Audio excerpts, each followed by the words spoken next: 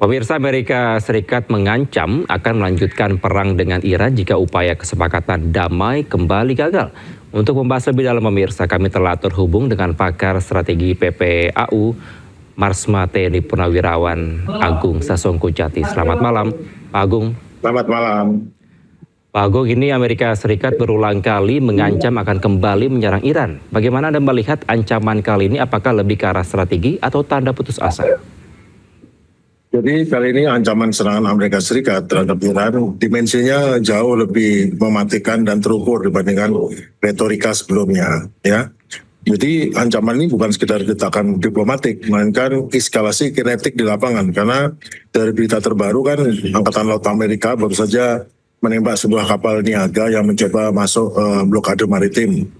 Tindakan seperti ini mengirimkan pesan bahwa Pentagon atau Amerika di bawah Menhan Pete Hegseth mengunci target dan tidak akan membiarkan satu kapal pun bisa lewat masuk atau keluar sebelum itu ditandatangani draft Jeddah itu. Namun di sisi lain ini juga dipicu oleh sikap Presiden Trump yang masih menggantungkan persetujuan terhadap draft MOU. Mereka rapat kemarin tetapi belum diputuskan, ya. Bahwa dari New York Times menyatakan bahwa Trump itu menggunakan ancaman militer ini sebagai instrumen pemerasan atau extortion, karena memang Trump itu dalam sejarahnya kan tidak mau menandatangani kalau perjanjian itu agak menguntungkan lawannya. Nah, cuman masalahnya ya tentu pasti lebih menguntungkan karena kan posisinya Iran lebih kuat.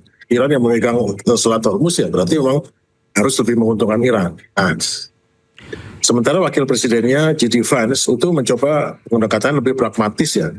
Tapi justru Trump malah memperluas ancaman dengan mengancam Oman. Siapa tahu kalau Oman berani membantu atau bekerja sama dengan Iran untuk mengatur Selat Hormuz dan intinya juga Teluk Persia atau Teluk Arab. Ya. Kemudian juga karena ada masalah juga bahwa Pentagon itu juga agak panik sebetulnya ya, karena ada berita bahwa sebetulnya beberapa pesawat yang jatuh pada minggu atau bulan lalu itu ditembak jatuh menggunakan rudal baru yang dikirim dari Tiongkok. Nah, itu yang menimbulkan masalah karena sekarang nggak bisa sembarangan mau masuk nyerang, tidak semudah itu karena ada kemungkinan yang sudah mulai digunakan pertahanan udara yang lebih canggih yang digunakan dengan bantuan dari Tiongkok ataupun dari Rusia untuk radarnya ya. Jadi sebagai kesimpulan bahwa negara adidaya Amerika yang sebelumnya sangat powerful, menguasai Teluk, memiliki banyak pangkalan militer di Teluk yang siap menghadapi Iran, namun sekarang masalahnya semua pangkalan hancur dan tidak ada satupun kapalnya yang berani masuk ke dalam Selat Hormuz, mendekat Teluk Oman saja tidak. Nah, itu sudah mulai kehilangan daya menakut-nakutinya udah hilang.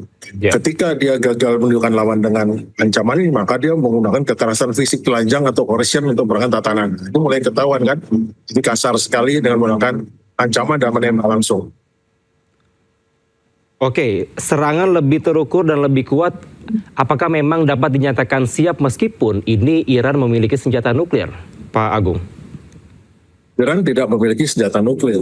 Iran memiliki pertahanan udara yang lebih kuat, yang sudah dibantu oleh dari Tiongkok dan Rusia, sehingga meskipun tidak menjatuhkan dengan spektakuler, tetapi terbukti 48 pesawat militer Amerika, termasuk 23 drone yang mahal-mahal itu sudah dijatuhkan. Jadi praktis meskipun mungkin kurang diperhatikan, tetapi nyatanya tidak ada musuh Amerika setelah Perang Dunia Kedua berhasil menjatuhkan pesawat Amerika banyak sekali seperti ini dalam kondisi. Nah, itu yang membuat masalah.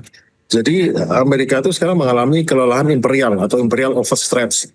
Nah, Amerika memiliki hard power yang absolut, punya pesawat bom B-2 Stealth, F-35, roda Tomahawk. Namun mereka tidak memiliki kemauan politik lagi karena untuk maju perang lagi akan menimbulkan masalah, yaitu masalah bidang ekonomi dan masalah politik dalam negerinya. Baik, bagaimana Anda bisa meyakini Pak Agung Iran tidak memiliki senjata nuklir? Di sisi lain juga dia juga mempertimbangkan adanya uranium ke China sebenarnya. Jadi Iran ini selama hampir mulai perjanjian JCPOA, jadi pada saat JCPOA atau perjanjian untuk pengawasan nuklir Iran tahun 2015 disetujui, itu dia punya uranium hanya 3,67%. Setelah dibatalkan oleh Presiden Trump karena perjanjian tidak menguntungkan 2018, itu Iran langsung memperkayanya dilanjutkan. Sekarang baru sampai 60%. Itu semua itu diawasi oleh Badan Internasional Atom. Jadi itu diawasi. Jadi hampir semua praktis diawasi karena semua pengayaan itu ada CCTV diawasi, diperiksa. Jadi betul-betul diketahui oleh masyarakat dunia. Memang tujuannya Iran bukan untuk membuat bom nuklir, tapi untuk mengancam Amerika. Kalau kamu mau melakukan saya seperti ini, saya bisa buat bom nuklir juga loh. Tapi sesungguhnya dia udah memang tidak pernah hanya sampai 60%, baru dia tidak punya yang lebih dalam lagi. Meskipun dia sanggup untuk membuat itu lebih tinggi lagi kandungan uraniumnya di perkayaan. Baik, Pak Agung, mungkinkah ini Amerika Serikat benar-benar akan melanjutkan perang terbuka melihat nampaknya negosiasi perpanjangan gencatan senjata ini mandek antara Amerika Serikat dan Iran? Gencatan senjata ini tidak mandek, tapi mengambang. Karena memang dibuat ngambang sama Donald Trump. Karena Donald Trump itu kan dia tidak mau membuat perjanjian kalau perjanjian itu menguntungkan lawannya. Nah, masalahnya adalah kalau perjanjian tidak dibuat, dia rugi. Sekarang kan kalau dulu biasanya kalau lawannya untung, dia berhenti aja gitu. Dia ruginya sedikit. Tapi masalahnya sekarang kalau saat perjanjian tidak ditandatangani dan tidak berlanjut, Amerika rugi besar karena makin lama minyak makin mahal, harga pada naik, nanti ada implikasi kepada ekonomi Amerika, ekonomi dunia, dan ekonominya, dan nanti kepada geopolitik, pada status politiknya dia pada saat pemilu setelah nanti, apalagi ekonomi Amerika bangkrut ya. Jadi masalahnya sekarang dia tetap masih berusaha untuk neken terus. Mungkin ya nggak akan ada perang terbuka, pasti nggak akan terbuka. Namun yang terjadi mungkin hanya serangan-serangan skirmish, misalnya serangan-serangan seperti yang kecil-kecilan, nembak sini, nembak situ, kemudian nanti nembak kapal, nembak ini, ya dibalas sama Iran kemarin menghantam Kuwait, menghantam ke ini. Nanti itu yang terjadi sama Israel menyerang Lebanon, modelnya begitu. Jadi tidak ada akan perang besar yang seperti kemarin yang diserang itu, mungkin nggak lagi karena itu sangat merugikan Amerika juga kalau sampai ekonomi terganggu.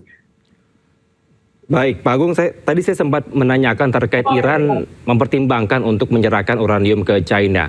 Menurut Anda bagaimana bila ini terjadi dan kemungkinan hubungan antara China dan AS seperti apa nantinya?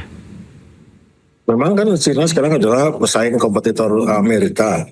Ya nggak ada masalah, China udah punya ratusan hulu ledak nuklir. Kalau dia dapat tambahan uranium disimpan di sana nggak ada masalah kan. Tapi memang yang negara-negara yang memiliki kemampuan itu ya hanya 5 negara pemilik nuklir. Ya jelas nggak mungkin diserahkan ke Perancis sama Inggris yang punya, tapi pasti Rusia dan China. Jadi dulu yang merupakan penggaransi dalam CPOC yang pada bulan tahun 2015 itu kan Rusia. Jadi diserahkan sebagian uraniumnya ke Rusia. Nah, sekarang kalau jadi Cina ya mungkin nggak masalah. Cuman masalahnya adalah Amerika kan mau dia ya. Tapi mau nggak mau yang penting kan nuklirnya tidak di Iran, itu yang paling penting kan. Ya sekarang gini loh, Amerika tuh posisinya lebih lemah. Lebih lemah dalam artian dia juga nggak berdaya mau nyerang lagi, nanti dia juga rugi. Nggak nyerang ini kok lawannya menjadi lebih kuat. Jadi tapi kan kalau memang Iran yang memegang Hormuz di bawah pengendalian dia, ya memang Amerika ya harus tahu posisinya tidak sekuat dulu. Ya maka dia harus memberikan konsesi pada Iran, itu pilihannya. Cuman kadang-kadang kan mereka sangat tidak mau menunjukkan mereka lemah. Nah, ini kan masalah lain lagi gitu.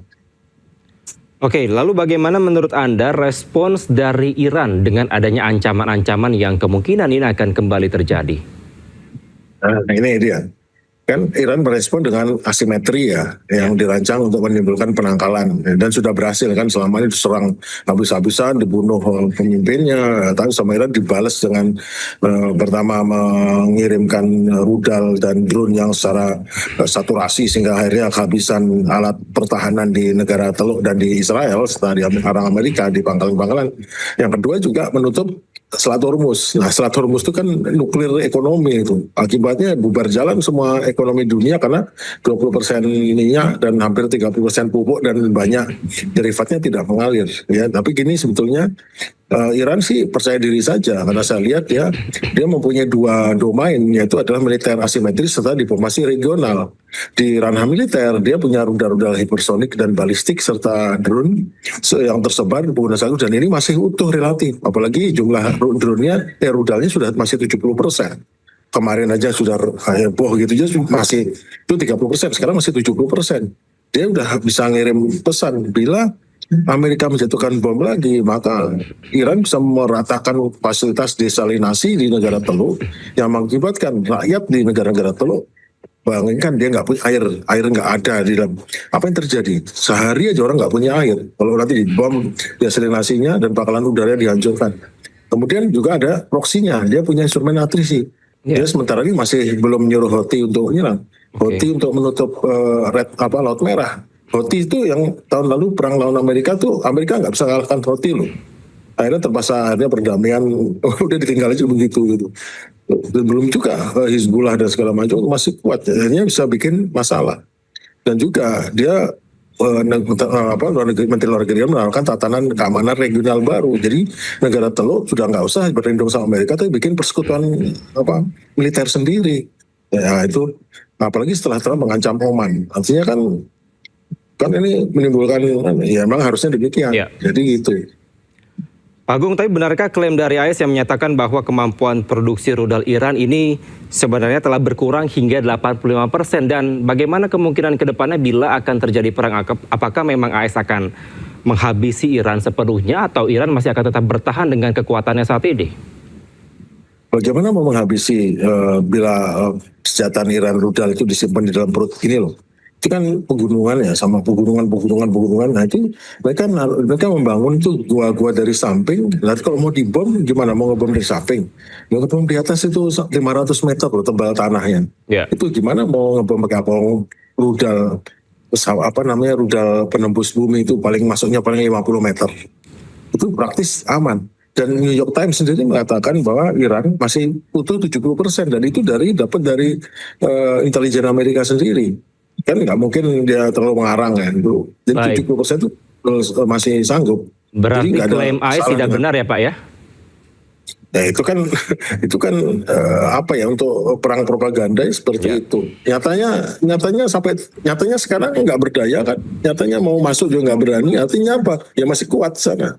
Daya pemukulnya, daya pukul baliknya itu masih kuat. Nggak berani kan. Berani menyerbu kayak dulu, nanti dibalas lagi loh. Itu udah jelas bahwa kemampuan deteran Iran sekarang kuat sekali. Baik, terima kasih atas insight Anda, pakar strategi militer PPAU Marsma Teddy Purnawirawan Agung Sasongko Jati telah bergabung bersama kami di Breaking News. Selamat malam Pak, salam sehat selalu. Selamat malam, terima kasih. Anda kembali di Breaking News pemirsa. Militer Israel kembali menyerang sekelompok warga sipil di Pasar Firas, Gaza, Palestina. Warga yang panik masih berupaya menolong korban yang terluka.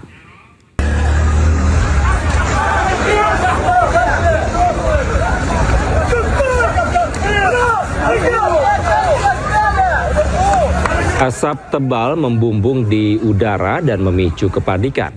Warga sipil berlarian membawa korban yang terdampak serangan Israel. Aksi keji Israel masih berlangsung di seluruh Gaza yang berulang kali menghantam wilayah sipil. Serangan Israel di dekat Pasar Firas telah terjadi beberapa kali selama konflik berlangsung. Di mana konflik ini pemirsa mengakibatkan korban jiwa dan kerusakan fasilitas seperti tenda-tenda pengungsi.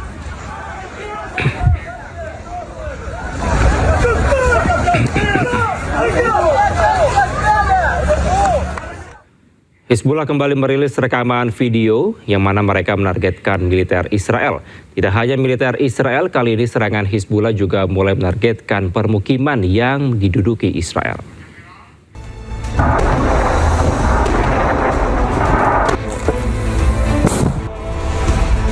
Rekaman serangan Rabu 27 Mei, Hizbullah terus menyerang militer Israel.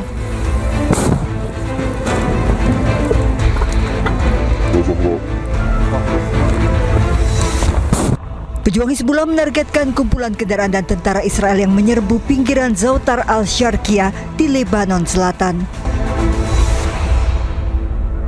Serangan roket dan peluru artileri Hizbullah menyasar konsentrasi pasukan Israel.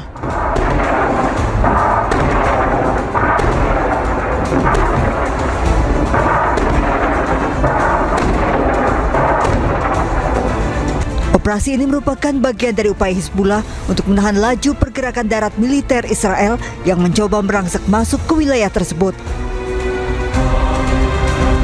Dikutip dari kantor berita Anadolu, frekuensi serangan Hizbullah bervariasi tergantung pada eskalasi konflik, berkisar hingga puluhan kali serangan per harinya.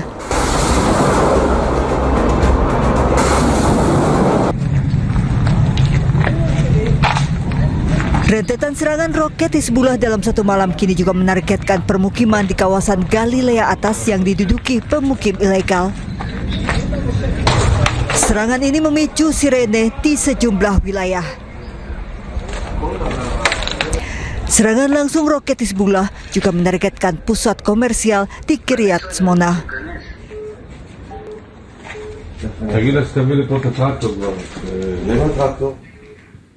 Kepanikan terjadi di kota Nahariyah usai Hizbullah meluncurkan serangan udara ke wilayah tersebut. Para pemukim Israel yang tengah berada di pantai panik berlarian mencari tempat berlindung.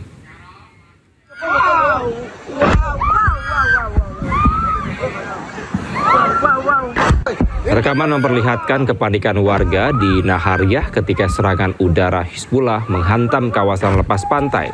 Menurut laporan yang beredar, sedikitnya 2 roket Hizbullah jatuh ke perairan lepas pantai Nahariyah di wilayah utara Palestina yang diduduki.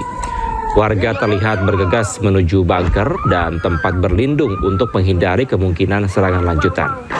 Insiden ini terjadi di tengah meningkatnya eskalasi konflik antara Israel dan Hizbullah yang diwarnai saling serang lintas perbatasan.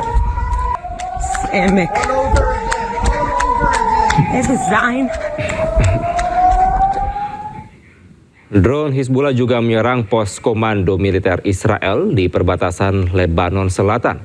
Serangan diklaim menggunakan drone FPV jenis Ababil.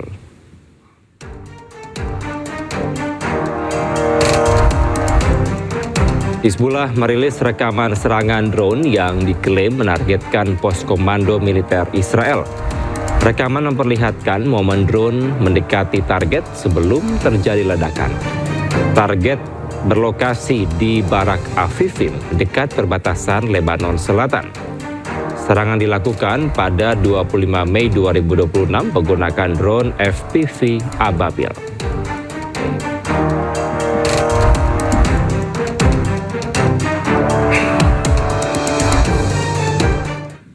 Di tengah kesepakatan dengan Iran, Amerika Serikat tetap ngotot agar Iran tidak memiliki senjata nuklir. Tidak hanya itu, Amerika Serikat menyebut siap kembali berperang jika Iran tetap memiliki senjata nuklir.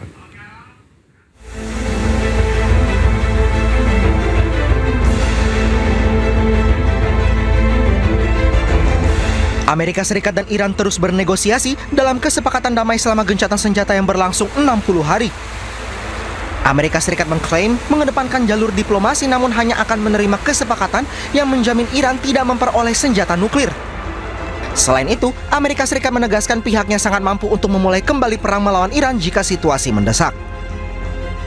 We still have global obligations to ensure that, say, Iran doesn't get a nuclear weapon. We're focused on that. We can do 2 things at one time. And certainly our department, we were in a cabinet meeting just a couple of days ago, and the president said, hey, it will be a great deal. And if Iran doesn't want to make a great deal that ensures they don't get a nuclear weapon, our ability to recommence if necessary is, we are more than capable. Our stockpiles are more than suited for that, both there and around the globe, because of how we balance exquisite and more plentiful munitions. So we're in a very good place. Sementara itu, Iran dikabarkan setuju untuk menyerahkan uranium yang diperkaya ke China setelah berulang kali menolak. Iran setuju untuk mentransfer uranium yang diperkaya ke China dengan syarat tidak akan menyerahkannya ke Amerika Serikat. Media Al Arabiya juga melaporkan sejumlah poin yang berkaitan dengan program nuklir Iran telah diselesaikan. Iran juga telah menyetujui pemantauan internasional terhadap fasilitas nuklir untuk mencegah penonaktifannya. Padahal sebelumnya pemimpin tertinggi Iran Mojtaba Khamenei menolak uranium Iran yang telah diperkaya dikirim ke luar negeri. Khamenei dan para pemimpin Iran yakin penyerahan uranium hanya akan membuat Iran lebih rentan terhadap serangan Amerika Serikat dan Israel di masa depan.